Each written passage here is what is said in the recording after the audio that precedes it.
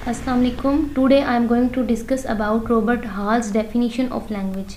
Robert Hall ने language की definition 1969 में प्रोवाइड की, जिनके मुताबिक लैंग्वेज क्या है। Language is a institution whereby humans communicate and interact by means of habitually used oral auditory arbitrary symbols.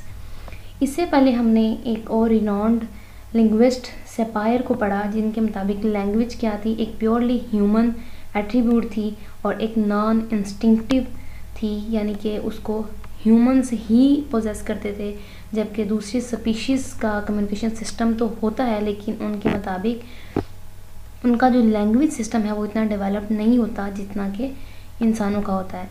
तो अब हम पढ़ते हैं कि रॉबर्ट हॉल के मुताबिक लैंग्वेज की डेफिनेशन क्या है। तो रॉबर्ट हॉल कहते हैं कि लैंग्वेज जो है is a system of sounds. अब लैंग्वेज की ये डेफिनेशन जो कि रॉबर्ट हॉल ने प्रोवाइड की है, this definition gives more prominence to the fact that language is a system of sounds. यानी रॉबर्ट हॉल के मुताबिक लैंग्वेज क्या है, एक सिस्टम ऑफ साउंड्स है। कैसे कि एक स्पीकर क्या करता है, produces oral sounds. Oral sound से मुराद कि एक स्पीकर जो है, कोई भी स्पीकर हो सकता है, वो अपने आर्टिकुलेटरी आर्गन्स को यूज़ करके, स्पीच आर्गन्स को यूज़ करके कुछ ओरल साउंड्स प्रोड्यूस करता है, कुछ स्पीच को आर्टिकुलेट करता है, अपना मीनिंग, अपना मैसेज दूसरों तक कन्वे करने के लिए। तो जब वो कोई भी साउंड यानी ओरल साउंड्स को प्रोड्यूस करता है, जैसे लिप्स से बाइलेबियल साउंड्स होती हैं, डेंटल साउंड्स होती हैं, जिनमें हमारे आर्टिकुलेटरी आर्गन्स इन्वॉल्व होते हैं, उन साउंड्स को जब एक स्पीकर प्रोड्यूस करता है तो वो साउंड्स क्या करती हैं, वो ट्रैवल करती हैं टू अ लिसनर, एक लिसनर तक जाती है। यानी स्पीकर के जो साउंड्स हैं वो लिसनर तक जाती हैं। कैसे? Through air, but in the form of sound waves. फिर क्या होता है जी, जो रिसीवर है उन साउंड्स वेव्स को रिसीव करता है। उनको रिसीव करने के बाद वही साउंड्स जो है वो ब्रेन को कन्वे कर देता है।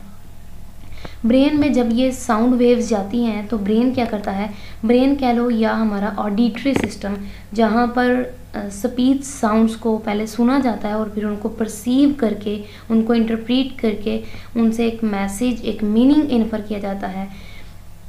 तो ब्रेन या ऑडिटरी सिस्टम हमारा क्या करता है, interprets those sound waves to arrive at meaning, यानी एक मीनिंग प्रोड्यूस करता है ब्रेन। इंटरप्रीट करने के बाद उन साउंड वेव्स को जो उसने एयर में से हासिल की थी, मीनिंग कन्वे करने के बाद क्या है जी, वो मीनिंग जो है वो कन्वे हो जाता है। अब इसी एक्सप्लेनेशन को मैंने एक नोट्स की फॉर्म में भी जो है वो लिखा है, जो कि आपको नज़र आ रहा है। तो ये एक्सप्लेनेशन आप as it is you can take it as a screenshot.